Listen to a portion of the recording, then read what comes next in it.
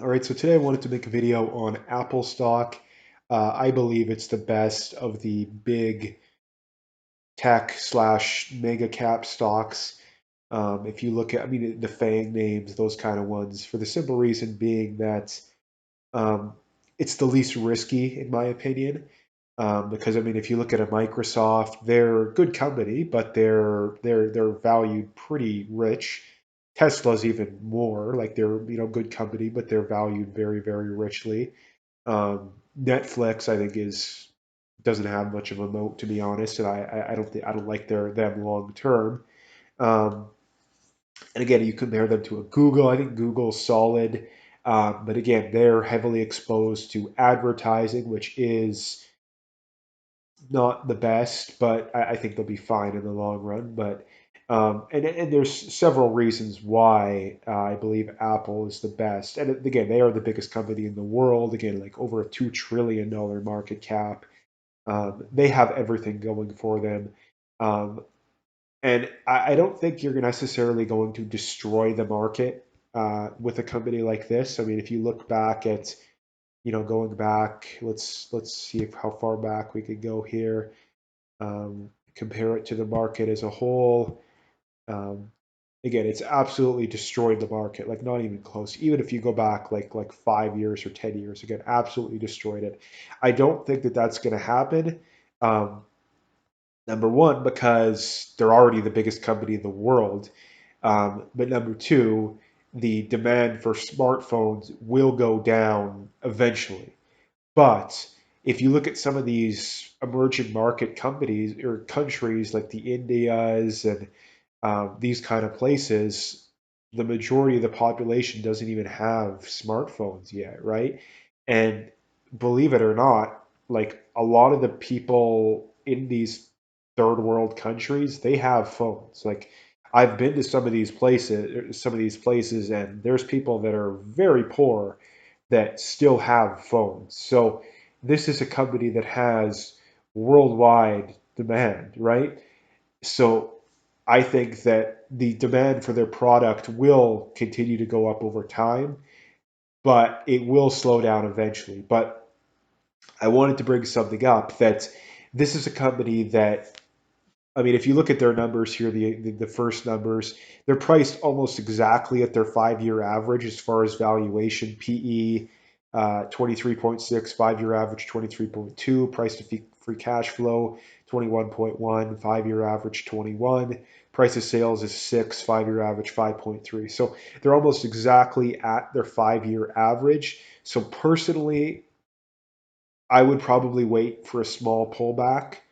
Um, which I think you will probably get that opportunity, even if you could get it like 5% lower than it is. Again, obviously, my opinion here, do your own due diligence, but I don't think you have to get it much cheaper to make it worthwhile. There's many things about this company that are just phenomenal. I mean, the first one is, I mean, they're consistently buying back shares going back at least a decade, and that number is going up over time.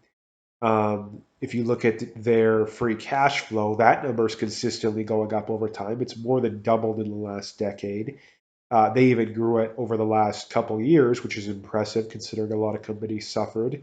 And if you look at their dividends, I mean, this is one of the main reasons that you buy this company because the current dividend only 0.61%, right? That's very low. That's like not even half the S&P. But 8.45% compounded annual growth rate, right? I mean, if you look at this chart, it's growing very nicely. And I mean, if we go back on a historical yield on cost um, number, if we go back, about 15 years, if you'd have bought this company, let's say, even at the troughs of the '08, you're looking at a 13-14% dividend, as high as a 26. If you'd have bought it 10 years ago, you're looking at about a 6%, 5 years ago, 3% roughly.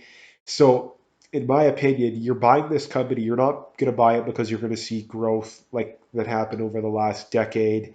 I think that that'll slow. I think it still probably beats the market, to be honest. But you're buying this company because 5 years from now, your dividend on cost is probably going to be double what it currently is. 10 years from now, it'll be quadruple. And 20 years from now, it'll be, like I say, into the double digits, right? You're going to have a company where you have a, I don't know, 10 to 15% dividend on cost, and it's going to be growing 5 or 10% per year. Like, right? You're going to be like, Warren Buffett with Coca-Cola if you hold it for long enough, right? Maybe not quite that good. I think he's getting like 30% or some crazy amount. But that's why you buy this company, in my opinion, because they're going to grow that dividend, like I say, probably around this mark. And if all you got to do is sit on it, again, they have a clear moat, right? I mean, how many people that whenever the new iPhone comes out, they buy it? Right? Or maybe they don't buy every time it comes out, but whenever they do need a phone, they get an iPhone, right? The majority of people that I know, that's what they do. And probably the majority of people you know, right? So they have a clear moat.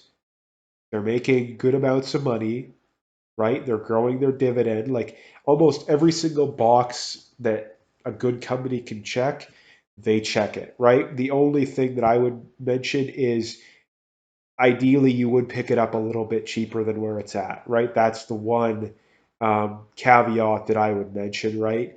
Growth, like I say, revenue only increasing just under 8%. Again, nothing crazy. Although they do have very good returns, right? 60% or, return on invested capital. That's crazy, right? Like these numbers are very good. They are expected to grow next year as well, which again, a lot of companies aren't, especially considering we're looking at we might get a recession, right? I mean, a lot of people don't like to think about it like this, but um, if your phone contract is up, or if you break your phone, you're going to get a new phone whether you're in a recession or not, right? I mean, if you have to finance it, if you have to borrow money, vast majority of people are going to do that, right? So I think that they're not the perfect recession-proof business, but they're a lot closer to it than the average person thinks. Another important thing that I brought up briefly too, shares decreasing 3.1%, right? That is value that is coming back to shareholders, right? That's value that a lot of companies do not do. So again, I just wanted to talk about this because I think that they're almost the perfect example of what you want a good company to look like. So anyway, if you liked the video, hit that like and subscribe and stay tuned for more.